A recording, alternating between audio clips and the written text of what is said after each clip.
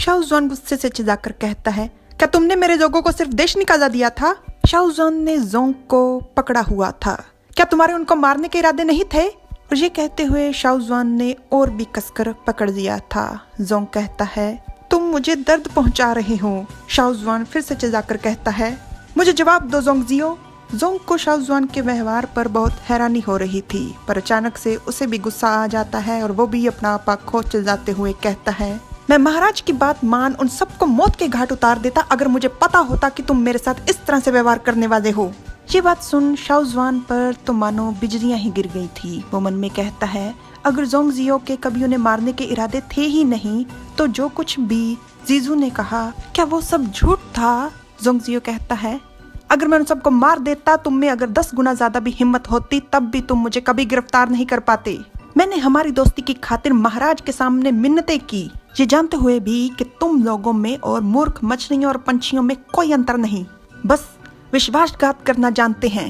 तुम्हें क्या लगता है कि अगर तुम भाग कर दैत्य लोक आ जाओगे तो सब ठीक हो जाएगा? मैं तुम्हें बता रहा हूँ, स्वर्गीय सेना कभी तुम्हें नहीं छोड़ेगी। शाओजुआन मुस्कुराते हुए मन में कहता है, ये कभी भी झूठ नहीं बोलेगा, ये मेरी परवाह करता है और मुझे कभी भी कोई नुकसान या दुख नहीं पहुंचाएगा।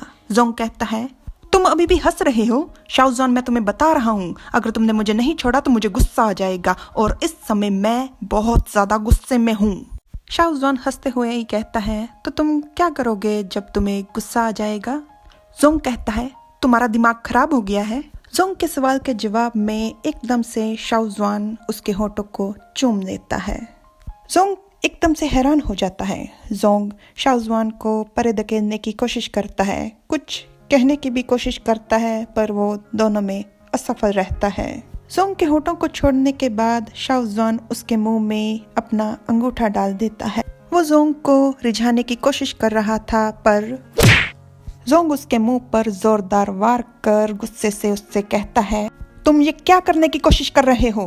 जोंग गुस्से में था, पर शाओजुआन के चेहरे के भाव साफ तौर पर जाहिर कर रहे थे कि उसको इस बात से रत्ती भर भी फर्क नहीं पड़ा। शाओजुआन फिर से जोंग का हाथ पकड़ उसे दीवार के साथ लगा घेर देता है। जोंग बेहद गुस्से से देख रहा था, पर शाओजुआन मुस्कुरा रहा था। वो जोंग की ठोड़ी से पकड़ उसके चेहरे को ऊपर कर एक बार फिर से उसे किस करना शुरू कर देता है, पर इस बार जोंग विरोध नहीं करता, उल्टा वो शाओजुआन को कसकर गले लगा लेता है और इस सब में वो भी खो रहा था। शाओजुआन के कंधे पर मुंह रख वो गहरी सांसें ले रहा था। दोनों ने एक दूसरे को कसकर गले लगाया हुआ था। जोंग अपनी बहकी हुई आवाज से शाओजुआन से पूछता है, तुम ऐसे अचानक से क्यों? जोंग के सवाल के जवाब में शाओजुआन जोंग के बालों को उसके कान के पीछे करते हुए उससे सवाल पूछता है, कहाँ चलें? तुम्हारे कमरे में या मेरे?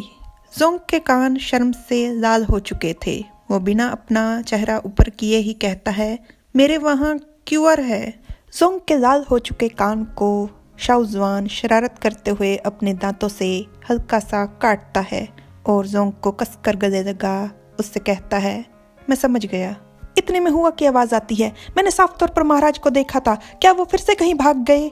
हुआ तेजी से भागकर यहाँ पर आ रहा था, पर वो एकदम से वहीं पर ठहर जाता है। वो बहुत ज्यादा हैरान था क्योंकि उसके सामने था ये दृश्य, जिस दृश्य में शाओजुआन ने जोंग को अपने कंधे पर उठा रखा था। हुआ का चेहरा नीला पड़ चुका है। हुआ, तुम्हें क्या हुआ?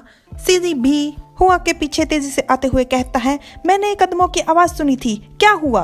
हुआ पूरी तरह से सदमे में था, परंतु जैसे ही वो सीधी की बात सुनता है वो तुरंत सीधी की आंखों को ढककर कहता है, ये सब बच्चों को देखने वाली चीज नहीं। और सीधी कहता है, मुझे ऐसी चीजें देखनी बहुत अच्छी लगती हैं जो बच्चों के देखने वाली है ही नहीं। शाओजुआन जोंग को लेकर अपने कमरे में पहुंचता है। उसके कमरे की हर चीज लाल रंग की है। वो जोंग को नीचे उतार अपने बिस्तर पर लिटा देता है। जोंग शाओजुआन के चेहरे को सहलाते हुए उससे पूछता है, क्या तुम्हें पता है ना कि तुम क्या कर रहे हो?